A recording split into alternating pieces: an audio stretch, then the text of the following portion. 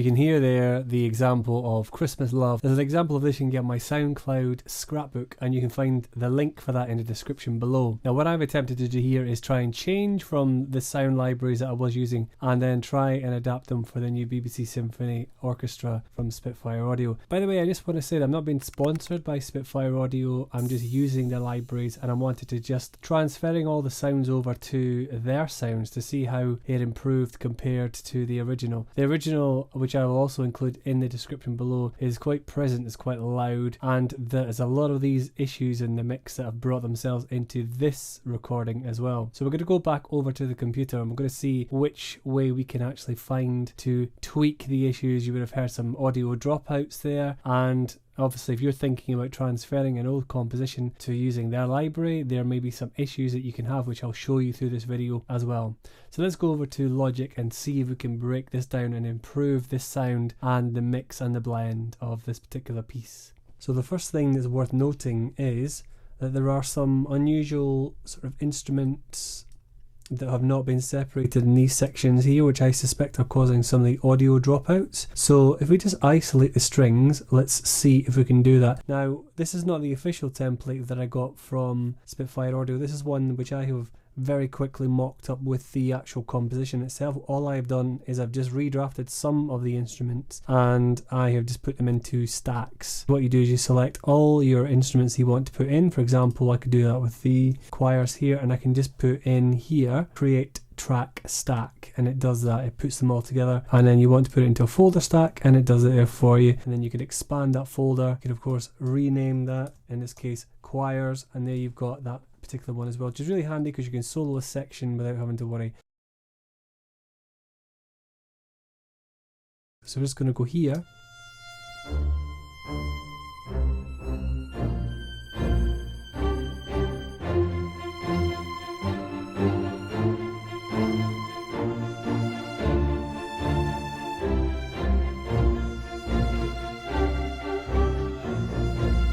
So there's all sorts of issues in there, so we're going to just go and have a look at that in more detail.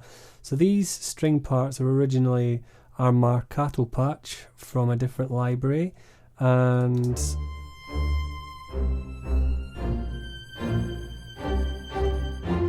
so what I did with this particular section was I took all the strings and split them over into their various voicing. So the idea with this is that the second violins will be doing the, well, I called it marcato, but really it's not, it's more staccato, isn't it? These tracks are all saying the wrong title. What I've just discovered you can do is you can right click on there with the mouse, and if you go all the way down to name, and then you can name the regions. There's a short form for that as well. If you click Shift and N and then copy and paste your track, it will then rename the entire track for that particular row, and it just keeps it nice and easy for you. So they're fairly well voiced, I think. Let's just have a listen.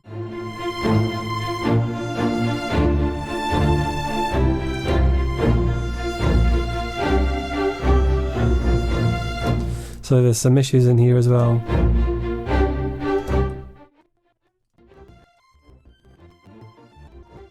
And that's good, and I think when I come over here,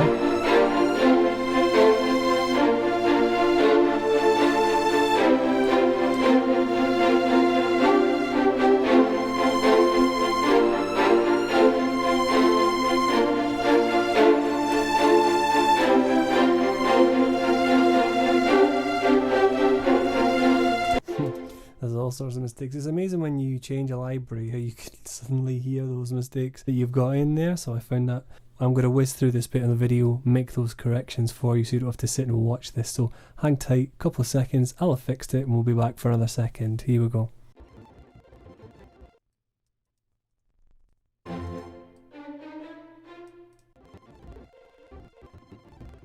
So basically that's a bit tidier in the strings, some of the issues, the bum notes have been removed, I've tidied up the voicings. So basically when I had one track, when I had all the voices, I've just split them out over the designated parts and it sounds much tighter. So let's have a listen to that section before we move on to another section, which I think will be the brass.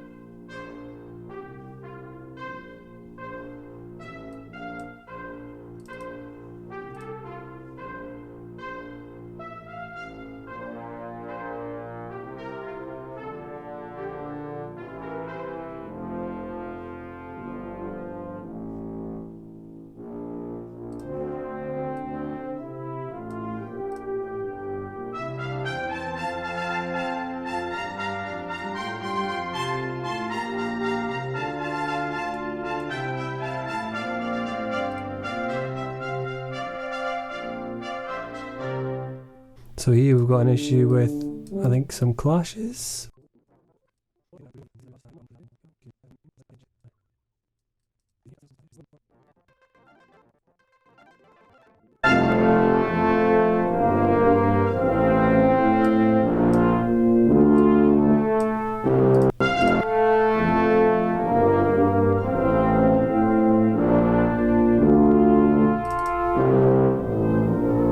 I don't like that tuba part, that's a hangover from the previous version I think, so I'm going to sort this.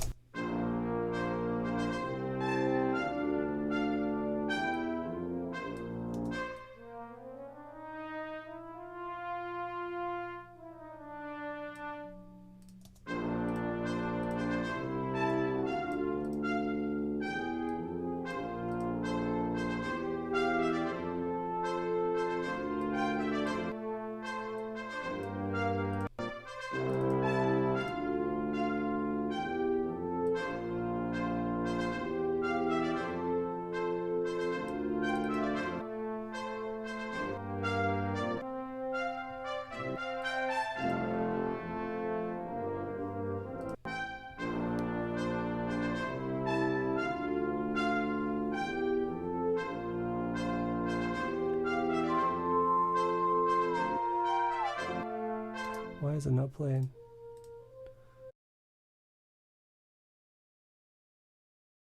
Basically, you can see what I'm doing is just trying to check out the voices, trying to check there's nothing clashing. If you've got the same patch with a similar voice played on two different instruments, they're going to knock each other out, and I think that was the problem. So when you're looking at these, just watch out that you don't have any duplicate notes.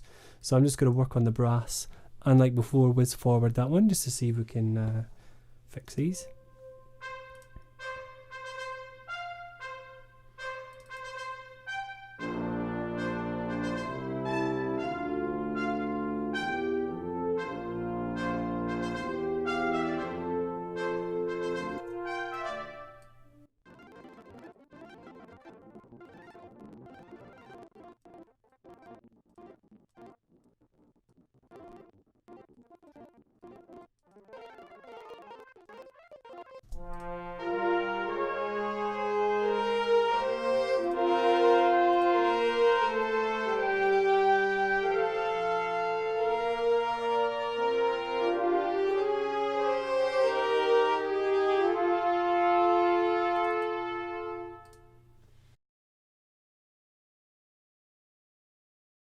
So I've managed to go through and deselect all of the articulations that we're not using in the actual music.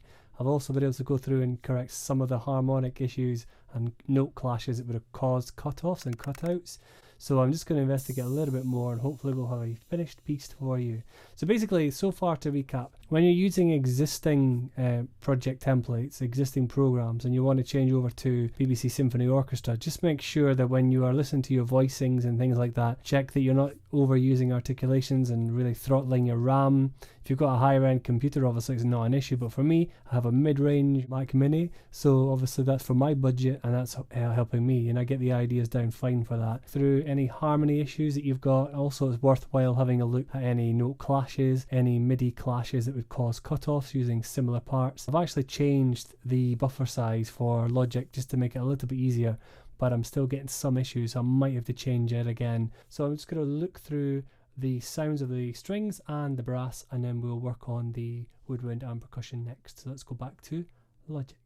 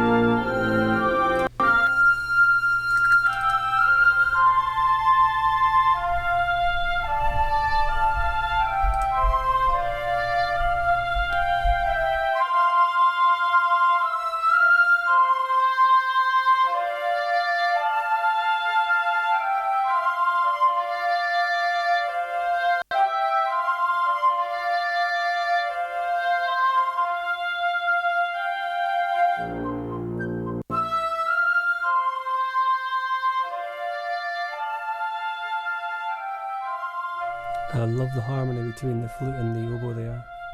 It's nice, it works out well. So any comments you've got, please leave them below. Anything that I've not done right or anything I've not thought about, do drop me some ideas and suggestions below, because that would be massively useful for me to try and improve both my use of Logic and also my use of BBC Symphony Orchestra libraries. So what I'm going to do is I'm going to attempt to quickly record and shape the dynamics of this, because it's all very linear in terms of sound. So we need to be able to blend the dynamics of individual melody lines, but also overall sections as well.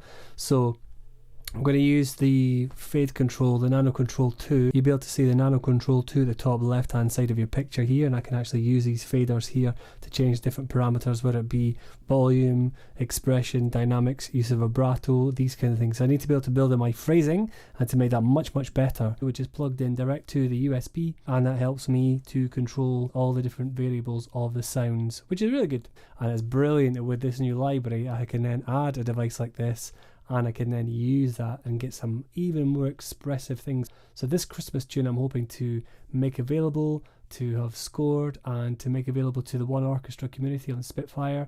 Fingers crossed. Let's hope it's good enough, and hopefully you'll enjoy watching this video with all these tips. You'll see what I'm doing with the next track, with the brass track. You'll see me using the faders. So just to give you an idea, this one here I'm using, that is for expression, basically the dynamics in the performance, and this one here is the use of controlled vibrato. This third one here is the reverb. I don't tend to have that one up, but I can change that if I wanted to. And this first one here is just simply the volume of the track.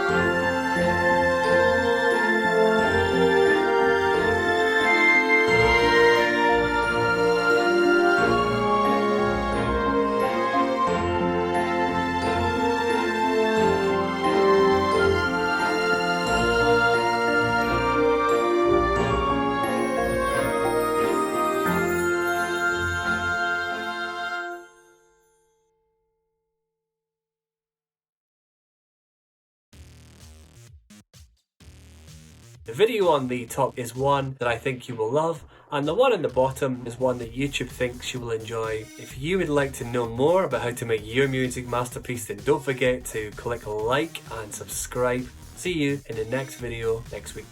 Bye bye.